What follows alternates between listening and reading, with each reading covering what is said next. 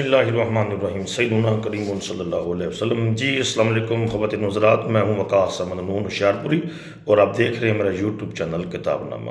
آج تقریباً 11 ماہ بعد کتاب الخنگری مصنف ممتاز مفتی لے کر پھر آپ کے سامنے حاضر ہوئے ہیں اور صفحہ نمبر 25 سے پڑھنا شروع کریں گے اور اس کا پارٹ 8واں حصہ آپ کے سامنے پیش کریں گے۔ قلعہ گجر سنگھ کے دروازے کے قریب ایک الاؤ جل رہا تھا۔ ارے یہ تو کتابیں ہیں۔ میں رک گیا، سائیکل کھڑی کی اور کتابیں دیکھنے لگا۔ سیکس لائف ان سیمائٹ، شمالی سائبیریا کے علاقے کی ایک قوم، ساموٹی کی جنسی زندگی، گیتا، گیتانجلی، برنارڈ شاہ، ہیوی لاک۔ ان کتابوں کو کیوں جلا رہے ہو؟ مجھے غصہ آنے لگا۔ ہٹ جا یہاں سے، ایک بھا ماجے نے مجھے ڈانٹا۔ خبردار، ان کو ہاتھ مت لگا۔ دوسرا بولا، لیکن یہ تو کتابیں ہیں۔ میں نے کہا، کون ہے تو؟ ایک نے آ کر مجھے گردن سے پکڑ لیا۔ میں ڈر گیا۔ میں مسلمان ہوں، دوڑ جا یہاں سے۔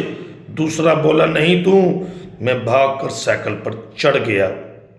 سائیکل کے پہیے چیخنے لگے، میں مسلمان نہیں ہوں۔ با ماجا غصے میں چیخ رہا تھا۔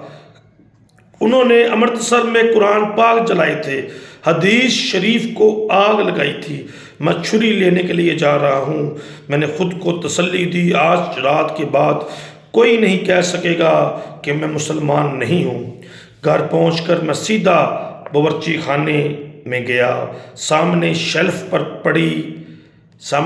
پر بڑی چھری رکھی ہوئی تھی، اس کی دھار پر ہاتھ پھیرا۔ یہ تو کھنڈی ہے، اب کیا کروں؟ تو یہاں کیا کر رہا ہے؟ میری بیوی داخل ہو کر بولی، اس کی تو خبر لے جسے تو نے کوٹری میں بند کر رکھا ہے۔ دفتن مجھے خیال آیا کہ فکر توسوی کی صبح سے خبر ہی نہیں لی۔ ہاتھ کا دباؤ، میں نے دروازہ بجایا، کھول بھئی۔ فکر نے کنڈی کھول دی۔ وہ کھاٹ پر اوندے منہ پڑا تھا، شیو بڑی ہوئی تھی۔ فکر توسوی، میں نے کہا، میں یعنی تم۔ میں نے بات کرنے کی شدید کوشش کی لیکن کچھ بھی نہ کہہ سکا۔ جو بات میرے ذہن میں پھنسی ہوئی تھی اسے کہنا بے حد مشکل تھا۔ خیر تو ہے؟ فکر نے پوچھا۔ میں نے نفی میں سر ہلا دیا۔ حالات، یہ جگہ، تم خطرہ، اس سے زیادہ میں کچھ نہ کہہ سکا ہوں۔ فکر بولا، میں سمجھتا ہوں، مجھے یہاں سے چلے جانا چاہیے، یہاں خطرہ ہے۔ اپنے گھر میں نے کہا، تمہارا گھر شاید جل کر راکھ ہو چکا ہو۔ وہ گھبرا گیا۔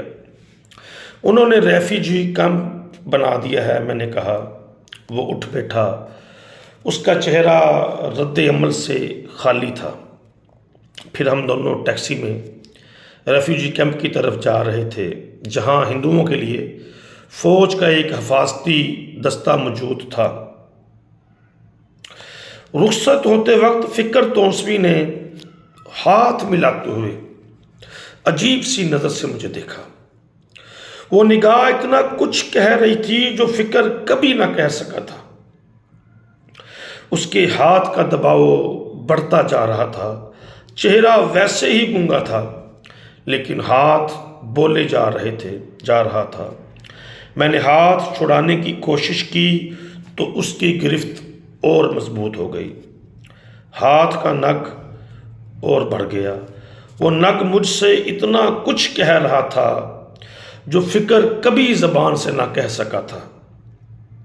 اس کے ہاتھ کی باتیں محسوس کر کے میں شرمسار ہوا جا رہا تھا۔ کیمپ سے نکل کر میں نے سکھ کا سانس لیا۔ میں مسلمان ہوں۔ میں نے سوچا، اب کوئی نہیں کہہ سکے گا کہ میں نے ایک ہندو کو پناہ دی تھی۔ گھر پہنچ کر میں سیدھا باورچی خانے گیا اور بڑی چھری کو سل پر تیز کرنے لگا۔ کل صبح کوئی نہیں کہہ سکے گا کہ میں مسلمان نہیں ہوں۔ میری نگاہوں میں کالا صندوق معلق تھا۔ جی معزز سامعین، صفحہ نمبر 26 تک پڑھا ہے، یا حیو یا قیوم۔